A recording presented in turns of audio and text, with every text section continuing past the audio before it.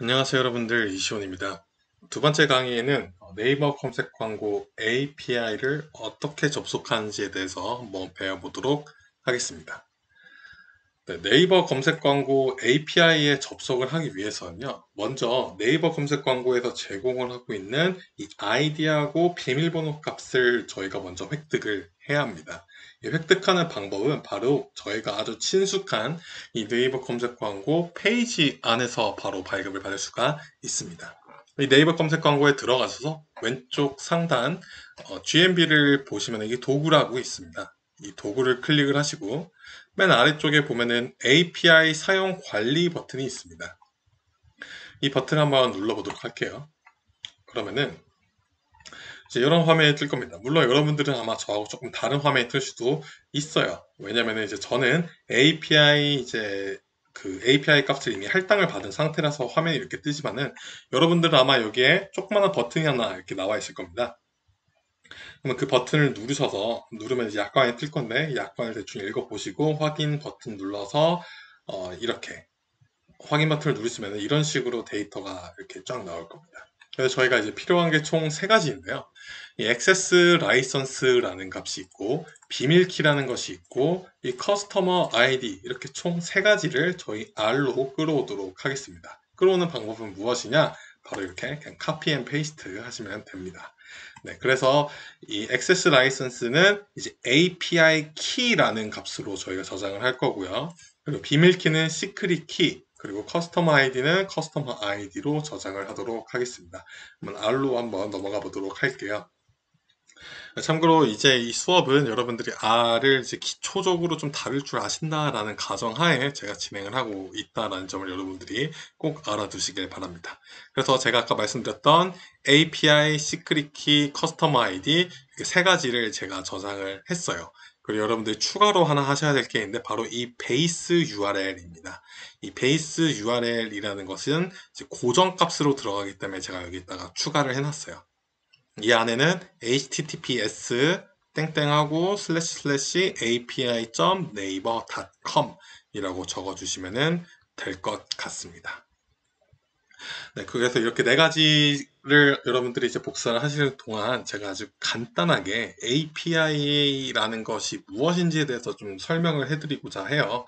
물론 이제 저희가 개발자는 아니지만은 이거에 대한 기초적인 지식이 없으면은 우리가 뭘 하는 거야? 라는 생각이 들 수 있기 때문에 제가 아주 간략하게 설명을 드리겠습니다. 우리는 절대로 개발자만큼의 지식이 필요가 없어요. 아시겠죠? 여러분들이 이제 아마 API에 대해서 많이 들어보셨을 거라고 생각을 해요. 개발자들이 뭐만 하면 API가 필요합니다. 뭐가 필요합니다. 라고 많이 얘기들 하시니까요. 저희는 이제 사실 그거만큼의 지식은 필요 없습니다. 저는 아주 쉽게 API를 지금 이해하려고 하고 있는데요. 저는 이제 뭐라고 이해를 했냐면 API는요, 하나의 약속입니다. 무슨 약속이냐? 우리 플랫폼에 와서, 그러니까 우리 서버에 접속을 해서 데이터를 가져가고 싶으면은 이렇게 해서 데이터를 가져가 주세요라고 그 플랫폼과 약속을 맺는 행위를 의미를 합니다. 아시겠죠? 네이버를 이제 예시로 들어볼게요. 네이버 우리 서버에 들어와서 검색 광고 데이터를 가져가고 싶으면은 먼저 이 아이디 비밀번호 값을 발급을 받고 그 발급된 것을 우리가 만들어 놓은 폼에 맞춰서 데이터를 요구하세요라는 거에 라는 식으로 이게 진행이 됩니다. 그렇기 때문에 저는 이제 약속이라고 생각을 하고 있어요. 이 API라는 것이 이제 데이터를 어떻게 저장하고 있는 거는 이제 플랫폼마다 다 달라요. 그렇기 때문에 이 API 명세서라는 것이 존재하는데 이제 대신에 API에 접속하는 방법은 거의 유사하다고 보시면 되겠습니다. 왜냐하면 이제 보통 이제 REST API라는 것을 주로 많이 사용을 하고 있어요. 이게 약간 대세예요. 이 REST API는 이제 되게 복잡한데 저도 뭐 완벽하게 이해는 못했습니다. 저는 이제 쉽게 생각하고 있어요. 이제 뭐냐면은 총 이제 네 가지 방법을 통해서 데이터를 다루는 형태를 가진 API다라고 생각을 하고 있습니다. 그럼 이 네 가지 형태가 무엇이냐? 첫 번째는 바로 delete입니다. delete는 삭제를 의미하겠죠. 그렇죠? 그리고 두 번째는 put입니다. put. 푸시라는 것은 업데이트를 의미합니다. 기존에 있는 값을 조금 수정을 하겠다라는 것을 의미하겠죠. 세 번째는 포스트입니다. 포스트는요, 생성을 의미합니다. 새로운 것을 생성을 하겠다라는 것이고, 네 번째는 get입니다. 가져오기죠.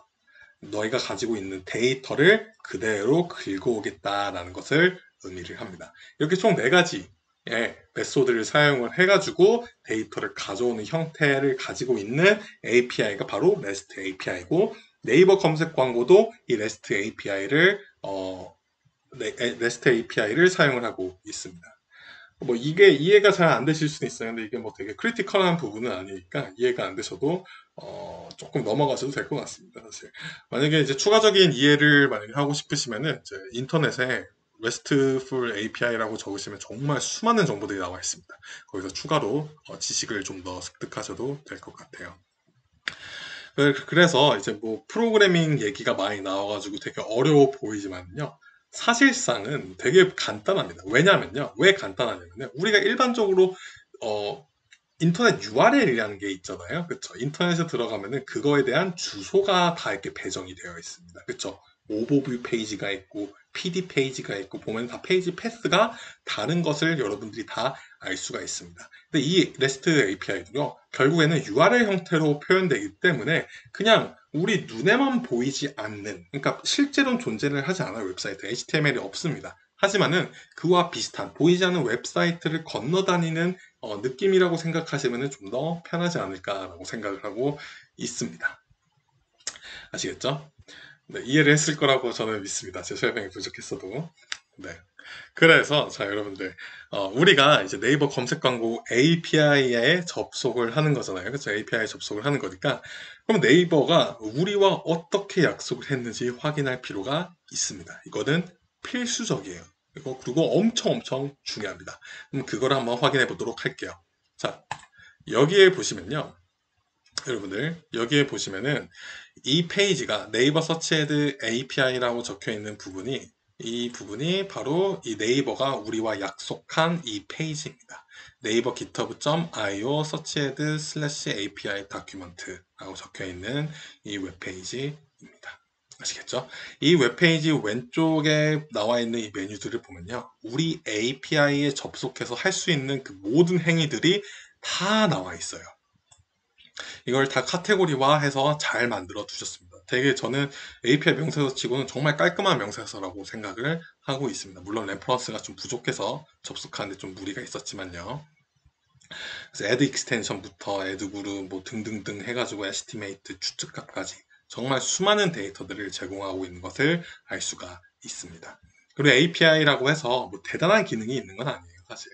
뭐 물론 저희가 이제 일반적으로 보이는 이 UI에서 제공하지 않는 데이터들도 확인해 볼 수 있다라는 장점이 있지만은 거의 대부분의 이 기능들은요, 이 UI에서 선택 가능하거나 아니면 확인해 볼 수 있는 데이터들이 대부분이다라고 보시면 될 것 같아요. 아시겠죠? 그래서 오늘 수업에서는 우리가 한번 내 계정에 등록되어 있는 캠페인을 한번 확인을 해보도록 할 거예요. 그렇기 때문에 이 왼쪽에 보면 캠페인이라고 적혀 있는 거 보시죠? 이걸 한번 클릭을 해보겠습니다. 그러면은 이렇게 쫙 내가 뭘 할 수 있는지, 이 캠페인이라는 광고 캠페인이라는 것에 대해서 우리가 어떤 행동을 할 수 있는지에 대해서 다 데이터가 나오고 있습니다. 보시면은 크게 네 가지로 나눌 수 있죠. 리스트가 있고요. 그쵸? 첫 번째, 두 번째 get, 세 번째 create, 네 번째 update가 있는 것을 볼 수 있습니다. 근데 사실 이제 네 가지라고 했지만은 뭐 사실상 세 가지예요. 왜냐? 이 리스트하고 get은 동일한 행위입니다. 물론 이 안에 들어가는 값들이 조금 다를 수는 있겠지만은 결국에는 제가 아까 REST API에서는 네 가지가 있다고 하셨죠. 이 네 가지가 있다라고 했죠. 데이터를 가져오는 행위는요, 다 get입니다. get. 아시겠죠? 실제로 이 리스트를 눌러보면은 다 get 오퍼레이션을 사용하는 것을 확인해 볼 수가 있습니다. 이 세 번째도 당연히 get이고요. 자, create 무언가 생성을 한다라고 했어요. 그럼 제가 뭐라고 했죠? 바로 이 post 이다라고 했습니다.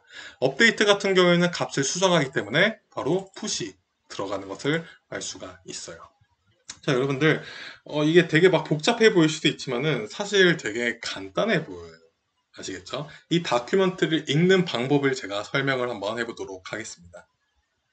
자, get이 제일 쉬우니까 저희가 할 거니까 이걸 한번 예시로 들어볼게요. 자, 여기 보면은 HTTP request라고 있습니다. 이게 뭐냐면은 제가 API에 접속을 해서 어떤 데이터를 호출을 하는 행위라고 제가 말씀을 드렸죠. 그러면 호출을 할 때 제가 아까 URL 형태라고 했는데 어떤 URL에 접속을 해야 되는지에 대해서 이렇게 명시를 해 놓습니다. 너가 get이라는 오퍼레이션, 그러니까 데이터를 끌어오겠다라고 요청을 해야 되고 그거에 대한 주소가 어디냐면은 ncc campaigns/라는 주소야 라고 저희에게 말을 해주고 있는 거예요. 아시겠죠? 이게 되게 중요합니다. 그래서 요거 두 개만 있으면은 거의 절반은 왔다라고 생각을 하시면은 될 것 같아요. 자, 그리고 이 대괄호로 이제 쳐져 있는 부분은 이제 뭐냐면은 이제 파라미터라고 부르는 것들입니다.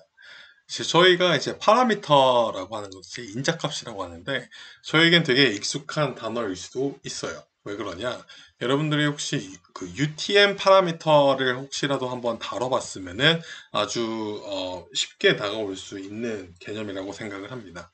UTM 파라미터는 보통 이제 구글 애널리틱스 같은 툴에서 이제 내 광고의 성과를 측정을 하고 싶을 때, 좀 디테일하게 측정을 하고 싶을 때 주로 많이 사용을 하죠. 네.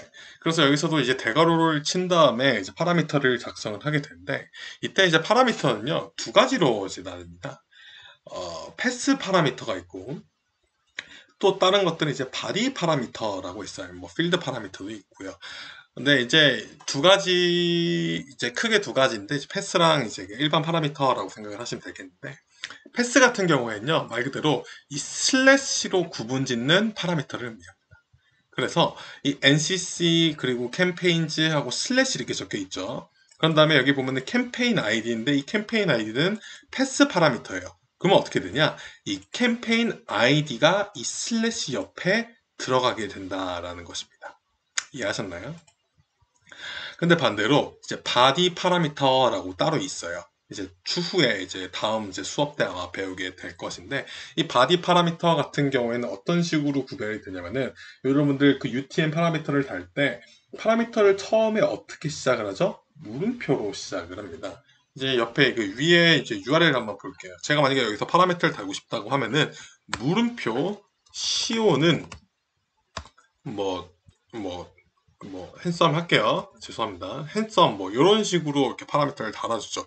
그 다음에는 M% 해가지고 쉬운 1은 뭐 홈, 뭐 이런 식으로 파라미터를 달아주는 거죠. 그래서 이 물음표부터 M%까지가 바디 파라미터라고 부르는 것이고 이 패스 파라미터하고 바디 파라미터하고 그 두 개를 잘 구분 지어 주실 줄 아는 것이 아주 중요하다라고 보시면 될 것 같습니다.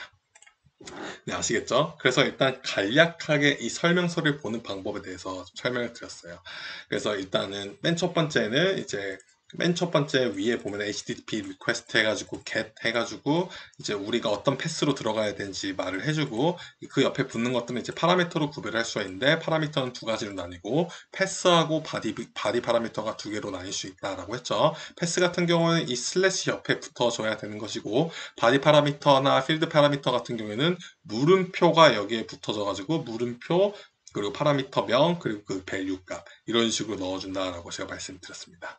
그러면은 우리가 이렇게 요청을 하면요.